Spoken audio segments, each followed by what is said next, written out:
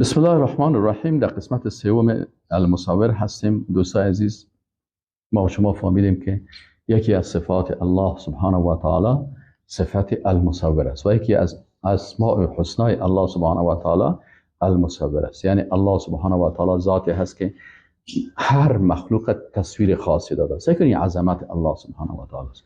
باز برای هر مخلوق در بینش چهره های خاصی برشان داده و برای هر مخلوق ساختمان خاصی داده که به وظیفه از او مناسب است. مثلا انسان که از کرامت داره، اگر انسان مثل حیوان ورکت 4 پای را میرفت اما کرامتش از بین میرفت، لکن انسان سکن با 2 پای روان از بسیار نرمال.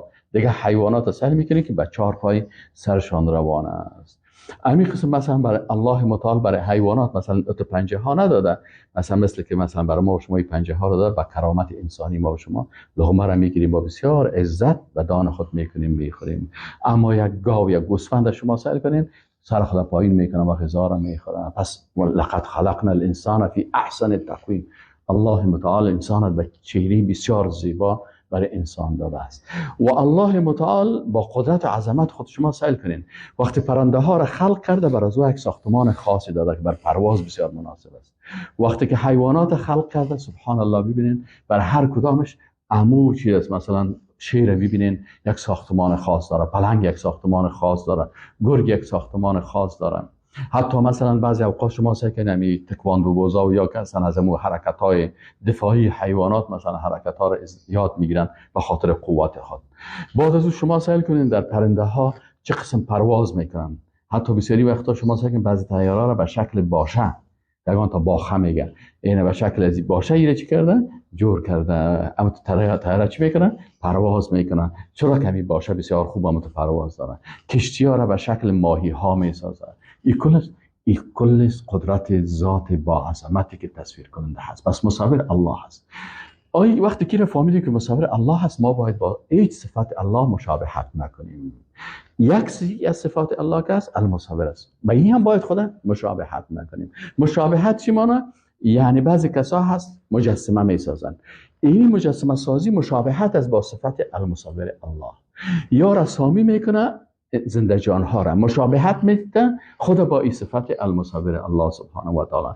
یا تق عکس گرفته میره، این چی است؟ مشابهت است با صفت المصور الله سبحانه و تعالی. اینا بر از اینا سخت‌ترین عذاب داده میشه. چرا؟ اینا خدا تشبیه میکنه با صفت المصور الله سبحانه و تعالی. در قسمت فیلم برداری باز علما گفتن، علما مجتهدین مفتی ها میگن که او تصویر است مثل که عکس یک نفر دعا و هم تو سایل کرده میری متحرک است. این مثل از دیواره هست. اگر فیلم برداری میکنم به خاطر ضرورت درس و تعلیمی گپا اینه گفتن ان شاء الله داخل نمیشه، اما دیگه تصویرها کلش داخل میشه، ولو با وسایل تکنولوژی باشه یا ولو به قلم باشه و یا این هم به شکل مجسمه یا ساخته شود. پس ما و شما کوشش میکنیم چون سخت‌ترین عذاب رسول الله صلی الله علیه و آله در روز قیامت سخت‌ترین عذاب. سعی کنید سخت‌ترین عذاب بسیار خطرناک است. آسان‌ترین عذاب دوزخ چی است؟ که در پای یک نفر چپلی‌های آتشی کرده میشه، مغزش کتش جوش میخوره. الله حفظ بکنه.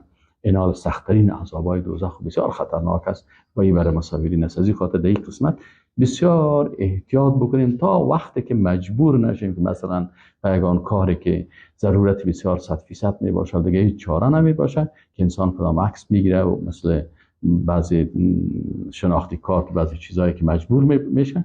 در غیر از اون انسان کوشش بکنه که از این تصویر گرایی و عکس گرفتن از این گپا خدا دور بسازه. و السلام علیکم و رحمت الله و برکاته.